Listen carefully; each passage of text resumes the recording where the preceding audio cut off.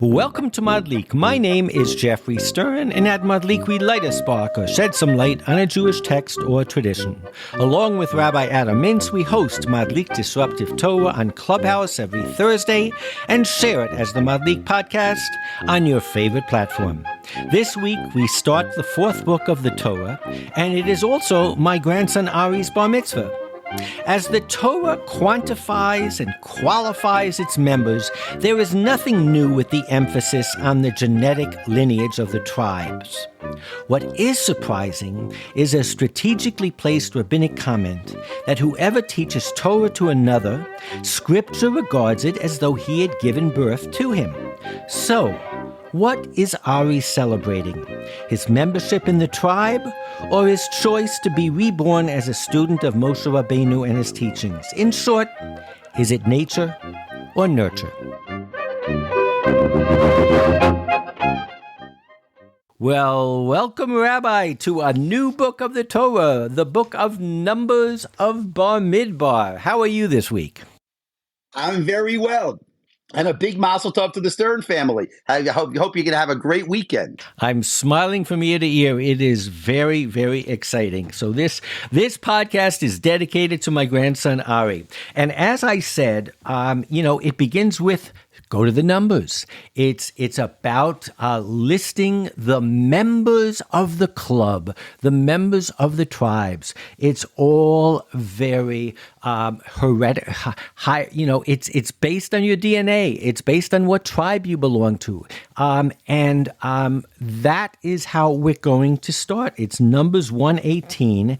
After getting into a bunch of the tribes, it says, "And they assembled all the congregation together on the first day of the second month and declared their pedigrees after their family.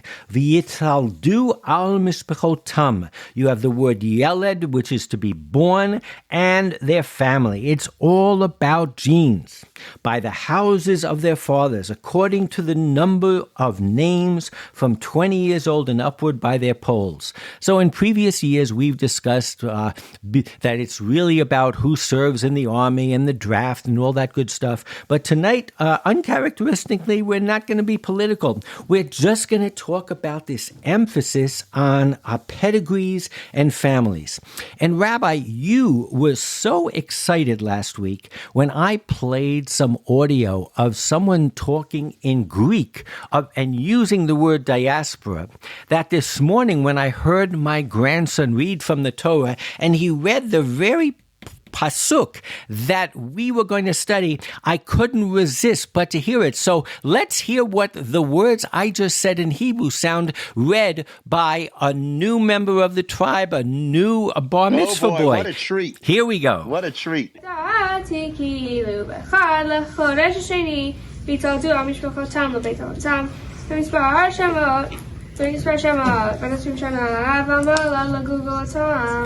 Wow, how was that? Not too bad, That's a pro. He was right loud. there. He had self-confidence. He was loving every minute of it. And you heard it here. And you heard it here first on Madlik. So Rashi on that pasuk says, on the words, they declared their pedigrees after their families, they brought the records of their pedigrees and witnessed to confirm the prevalent presumption regarding their parentage, so that each might establish his pedigree with regard to the particular tribe. Now, Rabbi, I was married in Israel, and I recollect like it was yesterday that I had to contact, send an email, send a letter to Rabbi Riskin in America, and I needed proof that I was Jewish. My son Charles was married in South Africa. Same thing. He had to prove that he was a member of the tribe, that he was Jewish. Zohar, Rabbi Stav, that we've talked about and talked to, part of what they do to make it easier to get married in Israel is take over that aspect of proving one's lineage. But that is exactly what Rashi is saying here. We're starting the book of Numbers, and it's all about quantifying and qualifying each member of the tribe. It's unmistakable. I quoted one verse, but as you read these verses, that's what it's all about. And in a sense, this, when you do conversions, I assume at the end of the day, you just told me a second ago that you had a conversion this week of someone who had been converted with conservative. He wanted to join an Orthodox synagogue. It wasn't enough. He had to upgrade his paperwork. It's with us even till today. It sure is. That idea of your paperwork is kind of part of our DNA, isn't it? Well, it's because at a certain level, people always question, is Judaism a religion? Is it a belief system? Or is it a nationality? Is it an ethnicity? And I think at this point in Numbers, as we read these verses, you would have to side on the side of it's an ethnicity. It's a tribe. It's either you belong and you can prove it, or you don't. That would be, I think, the takeaway. In Numbers 2:2, it says, "The Israelites shall camp, each man with his standard under the banners of their ancestral house. They shall camp around the tent of meeting at a distance." You gotta put your flag down. Each one had their own coat of arms. And when we think of coat of arms, it's exactly that. It's for those who have the blue blood, for those who are in the heretical chain of connection. If you had to decide at this point, it would not be a belief system. It would be just being a member of this tribe. Would you not conclude that? There's no question that this week's parsha is all about being a member of the tribe. That's the way they identified people in the desert. That's the way they divided them. Part of it you have to understand is you have 2 million people in the desert. How they organized them. There had to be some kind of organizational plan. And that organizational plan was around families and was around tribes. And it was like your grandson read, "Vayityaodu al mishpachotam leveit avutam." It was all about the family and where they came from. It's interesting, by the way, by Yityaldu, when they were born, al mishpachotam, by their families, leveit avotam, that the families were according to the houses of their fathers. Meaning we define Judaism today as being based on the mother, but the tribes are based on the father. Yeah, I hadn't even thought about that. That's interesting, isn't it? It is interesting. Right? That leveit avotam, right? That's very specific. Leveit avotam. Yeah, I agree with you totally. What I was thinking about was it goes from Yaldu, Mishpacha, Avot. I mean, if you had to kind of repeat over things that have to do with heredity, it gets every one of them. It's so heredity oriented. And so just as this morning, when I heard my grandson read the very pasuk that I was going to begin speaking about, there's no chances in this world. Things don't happen without a reason. And so it's hard to believe that in Numbers 3, in the very next chapter, where it talks about Aaron and Moses, the rabbis find a way to put in a whole different lens and a whole different vantage point. So Numbers 3:1-2 says, "This is the line of Aaron and Moses at the time that God spoke with Moses on Mount Sinai. These were the names of Aaron's sons, Nadav the firstborn, Avihu, Eliezer, and Itamar." So it starts by saying this is the line of Aaron and Moses, but the rabbis were quick to note that when it comes to actually listing the children, the sons, it doesn't mention Moses' sons. It only mentions the sons of Aaron. So Rashi on that verse, quoting the rabbinic text, says as follows, "But it mentions only the sons of Aaron," he says with an exclamation point. "But they also are called the sons of Moses," he answers, "because Moses taught them Torah. This tells us that whoever teaches the Torah to the son of his fellow man, Scripture regards it to him as though he had begotten him. Shekol hamelamed et ben chavero Torah ma'aleh alav hakatuv ki'ilu yaldo." So if you had to pick a concept, Rabbi, that was the hyper opposite of everything that we've been talking about, I think this midrash would be it. Do you agree? That is definitely right. I mean, and like you said, nature versus nurture. These are the two attitudes, and that is it lemishpachotam lebeit avotam, or is it, if you teach somebody Torah, then you becomes like your child. It's exactly that. Those are the two sides of the argument. So Rashi quotes the rabbinic text, and I just want to give ourselves, and of course we always have the Sefaria, a source sheet that you can look at the texts and skim a little bit further. In Sanhedrin 19b, it says, Rabbi Shmuel Bar Nachmani says that Rabbi Yonatan said, anyone who teaches another person's son Torah, the verse ascribes to him credit as if he sired him. As it is stated, now these are the generations of Aaron and Moses, our verse, and it is written immediately afterwards, and these are the names of the sons of Aaron. In Sanhedrin 99b, Reish Lakish says, with regard to anyone who teaches Torah to the son of another, the verse ascribes him credit as though he formed that student. Ma'aleh alav hakatuv ki'ilu asahu. So now it's not gave birth to him, but he made the man, as it is stated. And now it uses another verse. And Abraham took Sarai, his wife, and the souls that they formed in Haran. They are given credit for forming the students to whom they taught Torah. Rabbi Eliezer says, it is as though he fashioned A'asan, the words of Torah themselves, as it is stated, observe the words of this Kavan, Va'asitem otam. So when you observe the Torah, you're actually creating people, individuals, indicating that studying the Torah is like fashioning it. Rav says, it is as though he fashioned himself, as it is stated, V'yasitem otam. Do not read V'yasitem otam as, and you shall fashion them. Rather read it V'yasite atem, meaning you shall fashion yourself. So now we're really getting a nice flourish. It's not only fashioning others. When you study the Torah and you grow in Torah and you absorb the ideas of the Torah, you are creating new beings, whether they are yourself or others. The interesting thing is that it brings many, many examples, and some of them are not necessarily with a teaching.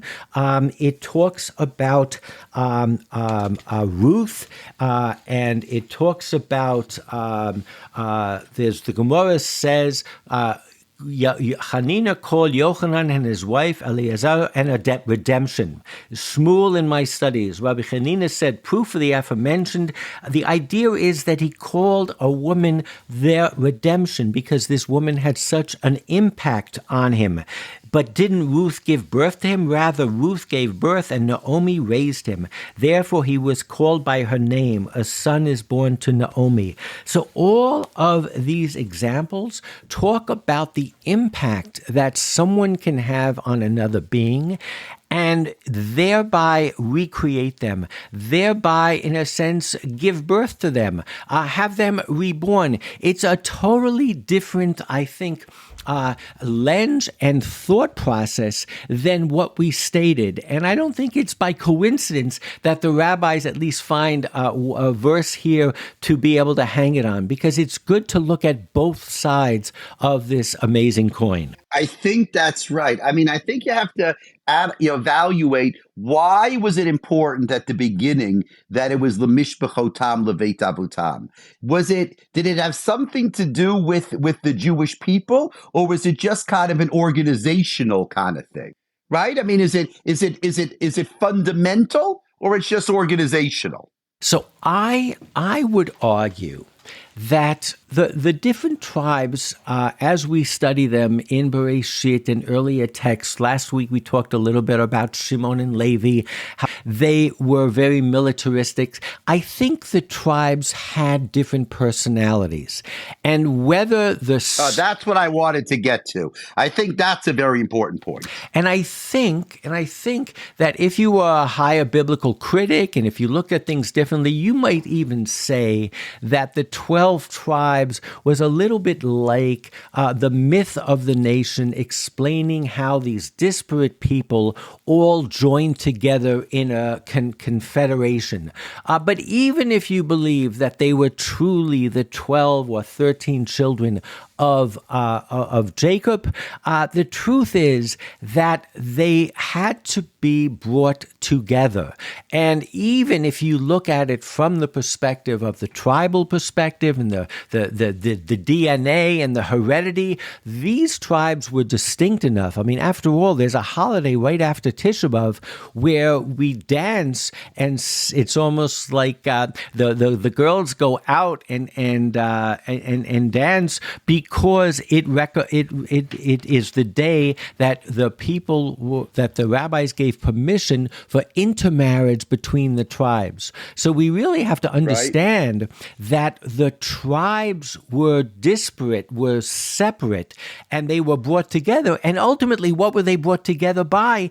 They were brought together exactly by the ideas that we're discussing. When Moses is considered the teacher, and therefore we're all children of Moses, or we're B'nai Yisrael, what unites us at the end of the day isn't DNA. It's a shared belief system. It's a shared history. So I think even if you look at the first part, where it is kind of delineating the tribes, the fact that we know that these tribes were separate, but ultimately after coming out of Egypt and coming into the land, they were brought together, you can't ignore that there was a belief system, that there was an ideology, that there was a shared history.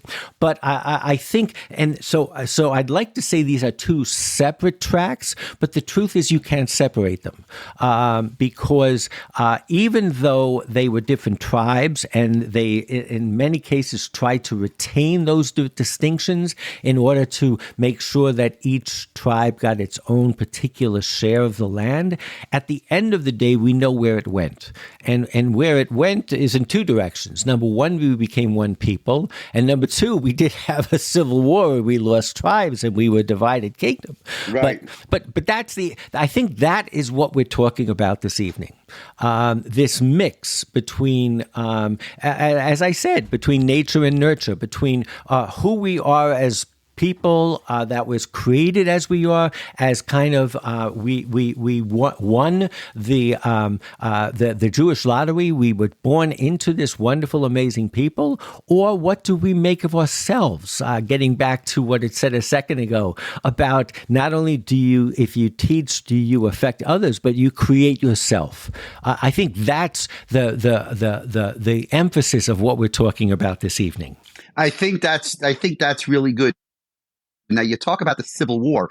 You know, the Civil War didn't have to really do so much with tribes. It had to do with North versus South. Though there are some stories of tribes. You know, the prophets are filled with stories about tribes, about Shimon, about Binyamin. It mattered what tribe you came from, right? I think that's really what you're saying, is that the way the Jewish people developed, it mattered what tribe you came from. So what I want to do is, it would be very easy to take this Rashi and the Midrashim that it's based upon, that says in a very nice way that if you teach somebody, it's as if you gave birth to them, as Agada. But the truth is, it was codified. If you looked at Mishnah Torah by Maimonides and Torah Study 5, it says, just as a person is commanded to honor his father and hold him in awe, and it quotes the verses, so too is he obligated to honor his teacher and hold him in awe. And it quotes the verses too. And it says, indeed, the measure of honor and awe due one's teacher exceeds that due one's father. Again, we could think of this as a superbole. His father brings him into life of this world, while his teacher, who teaches him wisdom, brings him into the life of the world to come. This is right out of the Talmud. If he lost saw a lost object belonging to his father and one belonging to his teacher. The lost object belonging to his teacher takes precedence.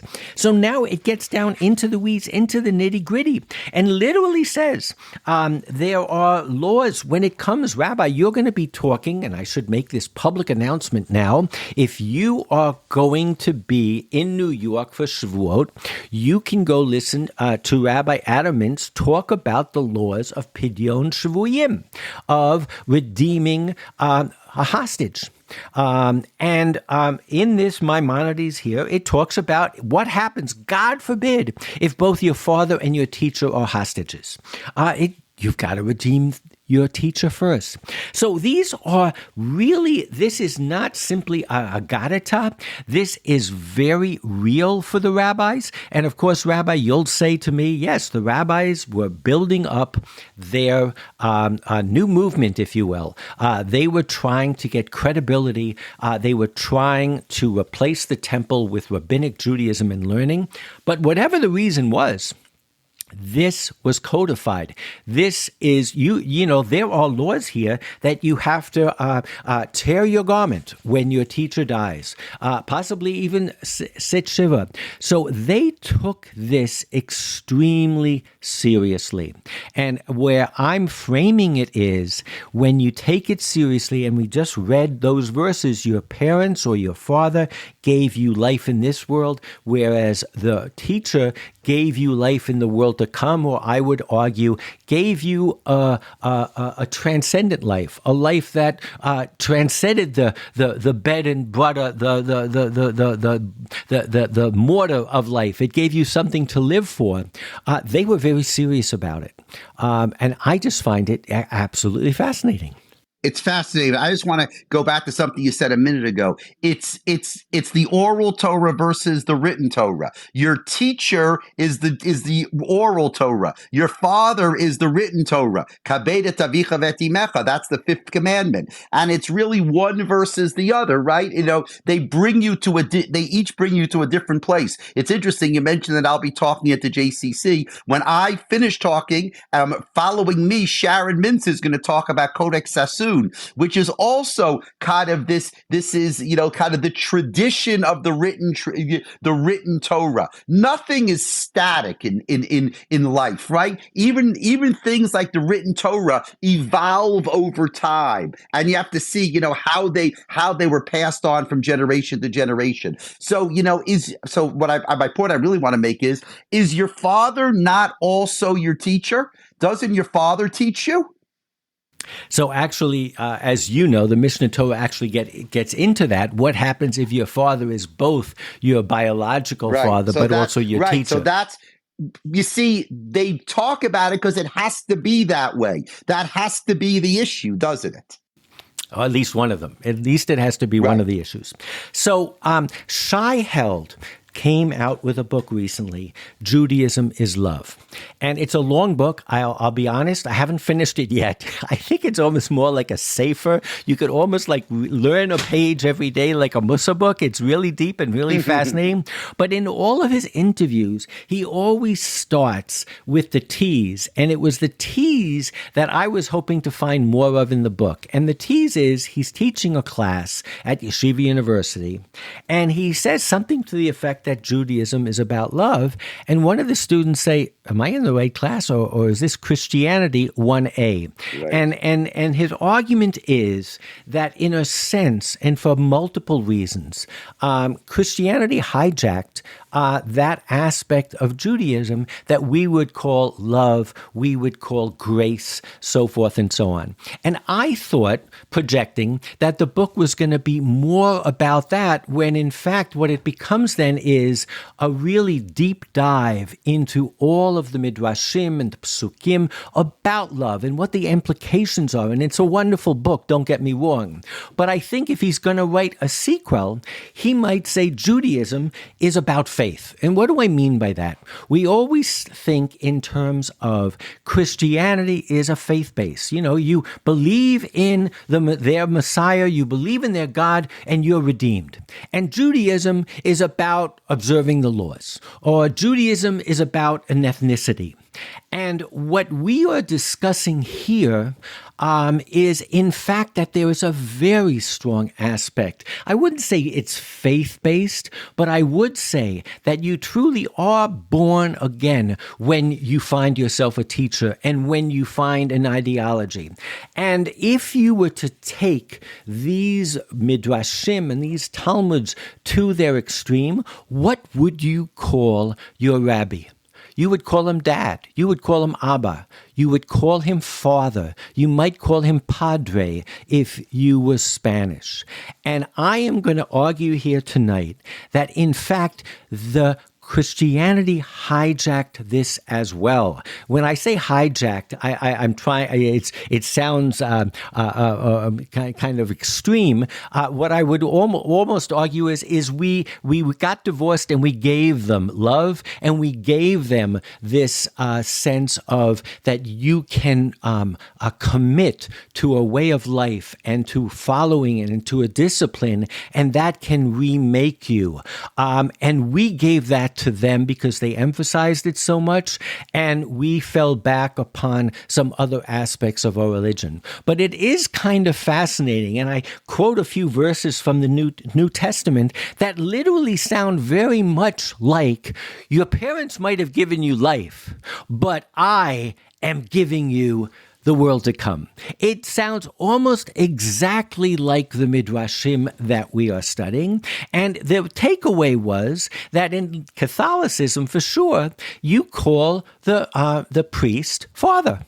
And I believe it comes right out of this kind of concept. And I think that it's for us who are reading these Midrashim tonight, we can reclaim it. We can take it back. What do you think, Rabbi? I think that's good. I mean, that is the whole point of Shai Held's book, is that he wants to reclaim the idea of love. That's why he starts with that story, because the point of the book is to say that story is wrong. That student didn't understand, right? But that was with regard to love. And now I'm talking about something even else. I'm talking about... But I'm just saying the idea of reclaiming something as ours, that's the way he develops the book. Now you're expanding that idea. And I think it needs further study. So the way I want to conclude, because I did dedicate this to my grandson who is being bar mitzvahed on Shabbat. There is an amazing piece of Talmud that I know you are well aware of because you're involved so much in conversions, and it is the sugya, the area of ger katan. And the problem with a minor who converts, and he might convert because his family converts, he might just be a 7-year-old who decides he wants to convert. But the problem is that as a minor, he cannot be given we can't attribute to him the presence of mind to be able to make such a decision. So the rabbis, in their genius, says as follows: when he becomes a bar mitzvah, he has the right to opt out. In Ketubot 11a, it says, Rav Yosef said, in any case, when minors convert, when they reach majority, they can protest and annul their conversion. Yecholim lemachot. Rabbi, if you remember during the protests last year, and they created a Haggadah of protest, it was called Haggadah Macha'ah. This is the word for protest. And so I moved to Westport, Connecticut, when the Reform movement was going through patrilineal descent. And there was a rabbi from Temple Israel, Rabbi Orkind, and I was reading he was a very prominent Reform rabbi. And when I was eagerly reading the thought process behind accepting patrilineal descent, at one point he said, and I've tried to contact him, I don't know how old he is, but I recall him saying something to the effect of using this concept of ger katan and saying, wouldn't it be wonderful if at the bar mitzvah every child were to opt in, so to speak. And it's really part of a very deep tradition. The Reform movement for many years did away with bar mitzvah. They felt at 13 you weren't old enough to make that kind of decision. So they had a confirmation. Listen to the word. But what they were trying to do was to bring into our religion this opt-in part of it, that you actually take ownership of accepting the Torah. And I just thought that was beautiful. And as you think of a bar mitzvah child today, what they are doing is something different than being born into the religion. They are actually opting in. And as we celebrate Shavuot in a few days, again, we have our own tradition that says when the Torah was originally given, there was the mountain was held over them, they were like almost forced to do it. And then many, many years later on Purim, when they said, we will accept this upon us, they did it willingly. I think you have this duality, this ability to say, yes, we are a tribe, and yes, it is a patrimony, but nonetheless, that should never take away from our option, but I would almost say our obligation to opt in, to learn about our tradition, to take ownership of our tradition, to recreate ourselves, to be reborn.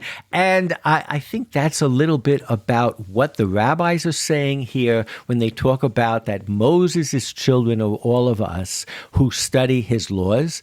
And it's a little bit, potentially, in the best of all possible worlds, of what a bar mitzvah could be. And that's what I'm going to be thinking this Shabbat. That's really beautiful. And I want to say, now you have a good speech for this weekend. So enjoy the bar mitzvah. And I know that Ari is going to enjoy this speech from you, because it's the perfect speech about transmission from one generation to the next. Thank you so much. Again, if you're in New York, go listen at the JCC of Manhattan to Rabbi Adam and Sharon Mintz. Oh, and next Thursday night, it's going to be Shavuot. So we're not going to have next Thursday night. So we'll see everybody in 2 weeks. Absolutely. All the best. Another year of being Makabel Torah. So, Chodesh Tov, Amen. Shabbat Bye-bye. Shalom. Bye-bye. Mazel tov.